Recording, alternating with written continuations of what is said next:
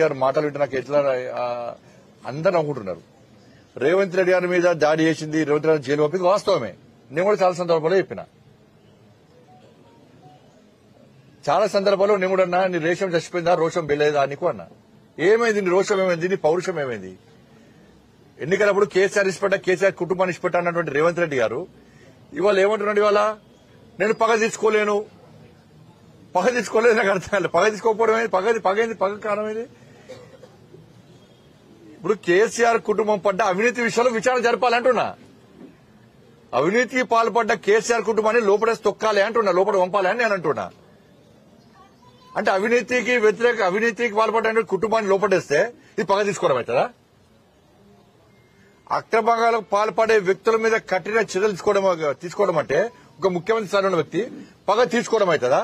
అంటే ఈ పగ తీసుకోవడం పేరుతోనే ఇప్పుడు కేసీఆర్ కుటుంబాన్ని ఏం చెయ్యము అని చెప్తున్నారు, చెప్పగానే చెప్తున్నారు. అంటే మేము ఏం చేయము ఇక అంటే రేవంత్ రెడ్డి అడిగారు కేసీఆర్ కుటుంబాన్ని ఏం చేయడం అన్నట్టుగా ఫుల్ క్లారిటీ ఇచ్చేసింది రాష్ట్ర ముఖ్యమంత్రి గారు. ఎందుకంటే వీళ్ళిద్దరు ఒకటే, పగ తీసుకుంటారని చెప్పి తెలంగాణ సమాజం ఆలోచిస్తలేదు. కేసీఆర్ కుటుంబం అవినీతి మీద, అరాచకం మీద విచారణ జరపాలి, వాళ్ళని లోపట్టేయాలని చెప్పి తెలంగాణ సమాజం కోరుకుంటున్నది. మిమ్మల్ని నమ్మి మీకు ఓటేస్తే ఇవాళ నేను పగ తీసుకోను, అటువంటి ఆలోచన లేదు అంటే ఇక మేము ఏం చేయమన్నట్టుగా ఏమేయాల ఫోటో కేసు ఏమైంది? ఉన్నోళ్ళందరూ బెయిల్ తీసుకున్నారు. ఉన్నోళ్ళందరూ బెయిల్ తీసుకునే విధంగా కాంగ్రెస్ పార్టీ ప్రభుత్వం సహకరించింది. అడ్వకేట్స్ పెట్టలే, కోర్టులో వాదించలే. ఇక మిగిలింది ఒక్కరెవరు? ప్రభాకర్ రావు మిగిలింది. ఇవాళ ప్రభాకర్ రావు ఏం చేస్తాడు? ఈ వచ్చిన బెయిల్ పిటిషన్లు అన్ని చూపెట్టి ఆయన కూడా బెయిల్ చేసుకుంటాడు. బెయిల్ కూడా కాంగ్రెస్ పార్టీ ప్రభుత్వం ఇప్పిస్తుంది, బెయిల్ వాదించకుండా. అయిపోయా ఖేల్ కథం దుకాన్ బంద్. ఫోన్ టెంపర్ కేసు ఏమైంది? అన్ని బెయిల్, అందరి బెయిల్ వచ్చింది. ఇక ఇప్పుడు మళ్ళీ చేస్తారు, మళ్ళీ విచారణ పేరుతో ఇస్తాం. మీరు కోట్ల బెయిల్ వచ్చినాక మీరు చేసేది ఏంది? విద్యుత్ కొనుగోలు విషయంలో విచారణ పూర్తయిందన్నారు. ఒక్కసారైనా కేసీఆర్ పిలిచిరా? ఫోన్ ట్యాపింగ్ లో పెద్ద ఆయన చెప్తే మేము ఫోన్ ట్యాపింగ్ చేస్తామని చెప్పి ఎవరైతే నిందితులుగా జైలుకు వచ్చారో వాళ్ళు క్లియర్ గా చెప్పారు, స్టేట్మెంట్ రికార్డ్ చేశారు. మరి ఎందుకు నోటీస్ చేయాలి? ఇలా బెట్టింగ్ యాప్లకు సంబంధించి కూడా ఎంతమంది జీవిత నష్టమైనాయి? బెట్టింగ్ యాప్లకు సంబంధించి కూడా కేసీఆర్ కుటుంబం పేర్లు వచ్చినాయి. నేను సోషల్ మీడియాలో చూస్తున్నాను. వాస్తవం అయితే అది వాస్తవం అయితే దాని గురించి చెప్పాలి. ఏదో ప్రెస్ మీట్ పెట్టి మేము వదిలిపెట్టాం, పట్టుకుంటే వదిలిపెట్టడానికి మేము వదిలిపెట్టాం నువ్వు పట్టుకుంటే వదిలిపెట్టావు. ఎవరు పట్టుకున్నావు? ఎవరు చర్యలు తీసుకున్నావు? ఒక్క కేసు, ఒక్క నోటీస్ చేయలే కేసీఆర్ కుటుంబానికి. కాబట్టి వీళ్ళిద్దరూ ఒకటే. దక్షిణాది రాష్ట్రాల పేరుతోని రెచ్చగొట్టే ప్రయత్నం చేస్తున్నారు. ఇవాళ కరీంనగర్ ఎమ్మెల్యే గారైతే మొత్తం దేశాన్ని విభజించాలంటే అంటే బీఆర్ఎస్ పార్టీ, కాంగ్రెస్ పార్టీ ఆలోచన ఏంది? దేశ ద్రోహ వ్యాఖ్యలు చేస్తున్నారు. దేశానికి ద్రోహం చేసే ప్రయత్నం ఈ దొంగ కూటమి చేస్తున్నది. ఏ కూటమి? లిక్కర్ కూటమి చేస్తున్నది. దేశాన్ని విభజించే స్థాయికి వచ్చినట్టే ప్రజలు రాళ్లతో కొట్టాలి వీళ్ళను. ఇప్పటికే మతం పేరుతోని ఇదే కాంగ్రెస్ పార్టీ సహకారం వల్ల దేశం ఇవాళ 3 ముక్కలేది. ఇవాళ ఈ దేశం పరిస్థితి, ఇవాళ ఈ దేశంలో అరాచకాలు చేసేది ఎవరు? భాషా పేరుతోని, ప్రాంతం పేరుతోని ఇవాళ మన దేశాన్ని విభజించే ప్రయత్నం ఇలా ఈ కూటమి చేస్తున్నది. వాళ్ళ దేశాన్ని విభజిస్తారా? ఇంత ఘోరమా? ఇంత ఘోరమైన వ్యాఖ్యలా? కాబట్టి చెన్నై వేరు, ఓలు వేరు, బీఆర్ఎస్ కాంగ్రెస్ కలిపే వేరు. ఇప్పుడు ఇక్కడ మీటింగ్ పెడతారు, నెక్స్ట్ మీటింగ్ ఇక్కడ ఎవరు పెడతారు? బీఆర్ఎస్ పార్టీ, కాంగ్రెస్ పార్టీ కలిసే ప్లాన్ చేస్తున్నారు. మీటింగ్ ఏ హాల్లో పెట్టాలి, ఎవరెవరు పిలవాలి, ఎట్లా భోజనాలు పెట్టాలి, వెజ్ పెట్టుడా, నాన్ వెజ్ పెట్టుడా, ఎవరు వెళ్దాం, ఎట్లా వెళ్దాం, ఏర్పాట్లు ఎట్లా చేద్దామని చెప్పి బీఆర్ఎస్ పార్టీ, కాంగ్రెస్ పార్టీ కలిసే ఆ సమావేశానికి ఏర్పాట్లు చేస్తున్నది. వీళ్ళిద్దరు ఒకటా కాదా? బీఆర్ఎస్ పార్టీ మీద ఇంతవరకు కేసు పెట్టలే. ఎందుకు పెట్టలే? ఇద్దరు ఒకటే. మొన్న ఎక్కడ జరిగిన ఎమ్మెల్సీ ఎన్నికల్లో ఇద్దరు కలిసి పనిచేసినారు. వీళ్ళ పోటీ వాళ్ళు పెట్టలే, వాళ్ళ పోటీ వీళ్ళు పెట్టలే, కలిసి పనిచేశారు.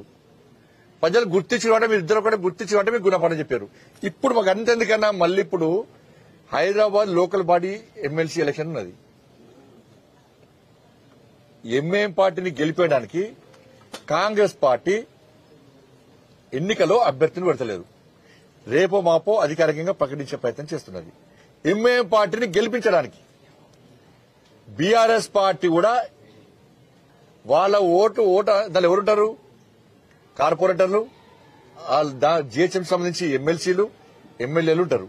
బీఆర్ఎస్ పార్టీ కూడా క్రాస్ ఓటింగ్ అవుతుందని చెప్పి భయపడి బీఆర్ఎస్ పార్టీ కూడా ఎంఐఎం పార్టీకి, కాంగ్రెస్ పార్టీకి అనుకూలంగా అభ్యర్థిని పెట్టే ప్రయత్నం చేస్తలేరు. కాబట్టి ఈ మూడు పార్టీలు ఒకటే, కాంగ్రెస్, బీఆర్ఎస్, ఎంఐఎం మూడు కలిసి హైదరాబాద్ లోకల్ బాడీ ఎమ్మెల్సీ ఎన్నికలో పనిచేస్తున్నాయి. ఎంఐఎం పార్టీని గెలిపించడానికి మూడు పార్టీలు ఒక్కటైనాయి. ఇప్పుడు ముగ్గురు ఒక్కటా కాదా, బీఆర్ఎస్ కాంగ్రెస్ ఒక్కటా కాదా, ఒక్కసారి మూడు ఇప్పుడే చెప్తున్నాను. చెన్నైలో సమావేశానికి ఇద్దరు కలిసి పోయారు.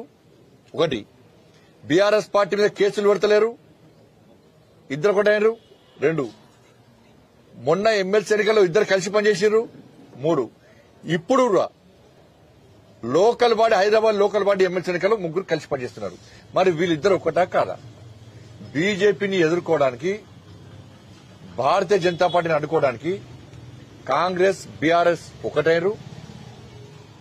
దానికి తోడు ఒక వర్గం ఓట్ల కోసం కక్కుర్తిపడి ఆ వర్గం ఓట్ల కోసం ఎంఐఎం పార్టీని సంకలు పెట్టుకుని ఈ రెండు పార్టీలు కలిసి, ఈ మూడు పార్టీలు కలిసి బీజేపీని అడ్డుకునే ప్రయత్నం చేసిన వాటి మీ కుట్రలు, మీ కుతంత్రాలు ప్రజలు గమనిస్తున్నారు. Local body Hyderabad local body ఎన్నికల తర్వాత మీ బండారం బయటపడుతుంది, మీ కుట్రలేందో బయటపడతాయి. అంటే దానిలో ఉంటుంది, దీనిలో ఉంటుంది. ఆ పార్టీ ఈ పార్టీ ఒకటే, మేము ఒకటే కదా వాళ్ళ ఫీలింగ్ అంతే. ఇప్పుడు లోకల్ బాడీ ఎలక్షన్ చూడడానికి ఇప్పుడు కాంగ్రెస్ పార్టీకి ఇద్దరే గెలిచారు, కార్పొరేటర్లు ఇద్దరే. కానీ 20 మంది బీఆర్ఎస్ దానిలో కలుపుకున్నారు, 20 మంది బీఆర్ఎస్ దానిలో కలుపుకున్నారు. ఒక ఎంపీ ఉన్నాడు, రాజ్యసభ ఎంపీ ఉన్నాడు, ఒక ఎమ్మెల్సీ ఉన్నాడు, ఎమ్మెల్యే ఉన్నాడు. వాళ్ళకి బీఆర్ఎస్ పార్టీకి 55 మంది కార్పొరేటర్లు ఉన్నారు, బీఆర్ఎస్ పార్టీకి ఎమ్మెల్సీ ఉన్నాడు, ఎమ్మెల్యేలు ఉన్నారు. అంటే ఈ 55 కాక ఇంక ఓట్లు, అంటే దాదాపు 72 ఓట్లు వాళ్ళకు ఉన్నాయి బీఆర్ఎస్ పార్టీకి. అయినా పోటీ అంటున్నది. ఎంఐఎం పార్టీకి 44 కార్పొరేటర్లు ఉన్నారు, 8 మంది ఎమ్మెల్యేలు ఉన్నారు, ఎంపీ ఉన్నాడు. భారతీయ జనతా పార్టీకి 40 నుంచి దాదాపు 44 వచ్చింది, 38 వచ్చింది. మాకు ఎంపీ ఉన్నారు, ఎమ్మెల్యే ఉన్నాడు, ఎమ్మెల్సీ ఉన్నాడు. మాకు బలం లేకుండా పోటీ చేస్తున్నాం, మేము బలం లేకుండా పోటీ చేస్తున్నాం. వాళ్లకు బలమును కూడా పోటీ చేస్తలేరు. వాళ్ళ పార్టీ నాయకుల మీద, వాళ్ళ పార్టీ కార్యకర్తల మీద వాళ్ళకే విశ్వాసం లేదు. ఏంటంటే ఎంఐఎం పార్టీని గెలిపించాలని చెప్పి రెండు పార్టీలు ప్రయత్నిస్తారు. తెలంగాణ సమాజం ఆలోచించాలి.